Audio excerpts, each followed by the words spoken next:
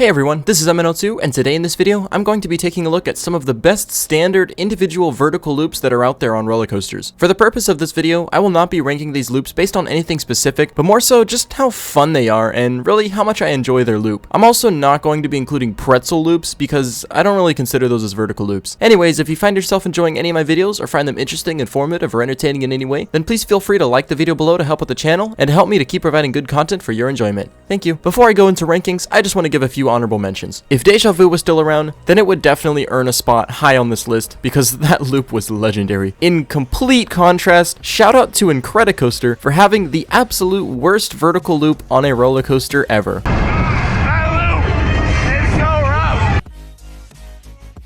So to start things off, I want to take a look at Viper, Six Flags Magic Mountain's Aerodynamics Mega Looper. This roller coaster is all around incredibly forceful and intense. It features 3 vertical loops, each exactly the same size, because Aerodynamics only knew how to make one size fits all vertical loops. But when it comes to the flow of the layout, I think the dominant loop on this ride is going to be the third and final vertical loop. My reason for this is because of the 3 vertical loops on Viper, I feel like the third one has the smoothest and most comfortable transition into it when compared to the other 2. You go into the first loop really harshly after that linear upwards descent, and the second loop is even more harsh as it is followed by straight track after the turnaround. The third loop is definitely the most comfortable, yet equally as intense as the other loops, and overall just a super powerful moment on this coaster. So if you're subscribed to me, then you'll likely hear me mention Flight Deck, the B&M invert at California's Great America, a lot. And I'm not stopping anytime soon. This has one of the most absurdly intense layouts, and if it weren't for its super short ride duration, it would be the best B&M invert ever built. But anyways, most B&Ms have fairly similar feeling vertical loops, however there are a few that stand out, and some of them, including Flight Deck's, will make it onto this list. I will say, Flight Deck's loop isn't the strongest element on this ride, but when compared to most B&Ms, it is a very aggressive and super fun loop. It snaps you through it with so much speed, and you don't slow down at all at the top like you do on floorless coaster loops, and you will most definitely gray out as it exerts a considerable amount of positive G-forces.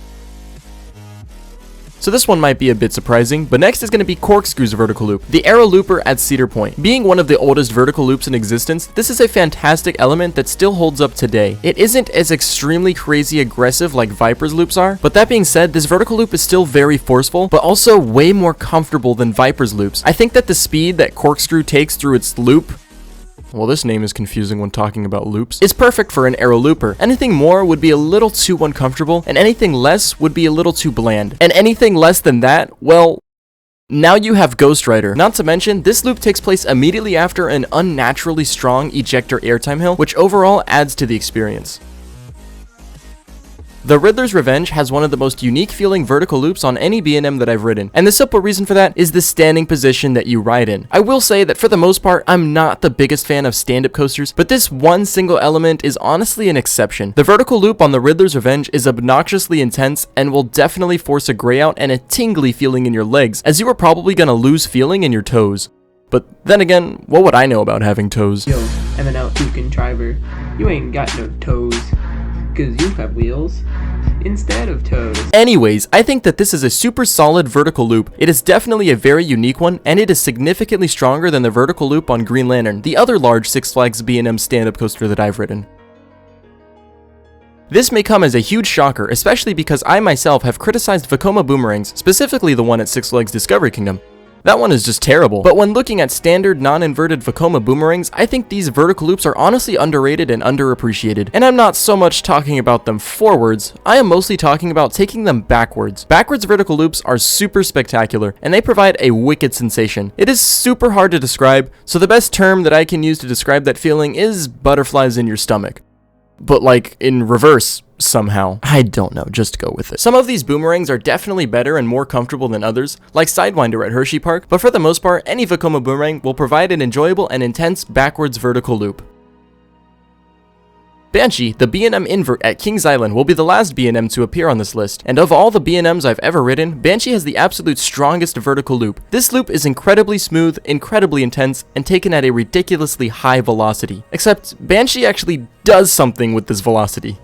Why can't Intimidator 305 do the same? And so when combining all of those mentioned factors, I find that Banshee has an extraordinarily fun and enjoyable vertical loop. On top of that, Banshee also has the vest restraint trains, which in my opinion are superior to the standard B&M trains, as they offer much more headspace versus those bulky standard ones.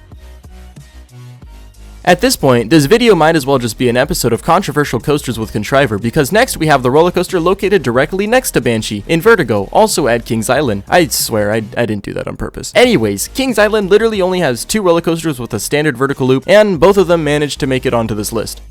So now I'm questioning some of these other parks out there. What are y'all doing? Anyways, similarly to the standard Vekoma boomerangs, Invertigo will take its vertical loop both forwards and backwards, and the feeling that I attempted to describe on the backwards loop on the standard boomerangs is amplified on Invertigo, as the inverted trains make a huge difference. This vertical loop is even more intense, and I easily prefer it over regular boomerangs.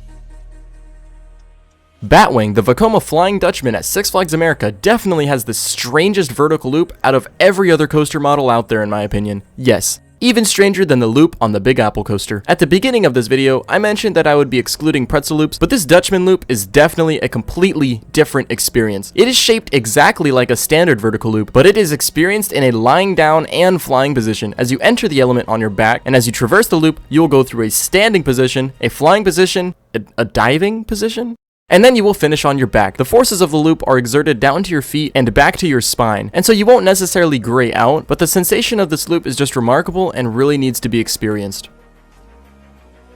So I feel like no one saw this coming, as this ride is usually never highly regarded, but the loop on Montezumas Revenge, the Schwarzkopf shuttle looper at Knott's Berry Farm, is one of the most legendary elements in existence. Just like the Vekoma boomerang loop, you will traverse this element both forwards and backwards, but unlike the Vekoma boomerang loop, the Schwarzkopf loop is a circular loop and will offer a much more exhilarating sensation, as opposed to the more modern teardrop-shaped loop. It is no secret that most Schwarzkopf coasters out there are on the more intense side.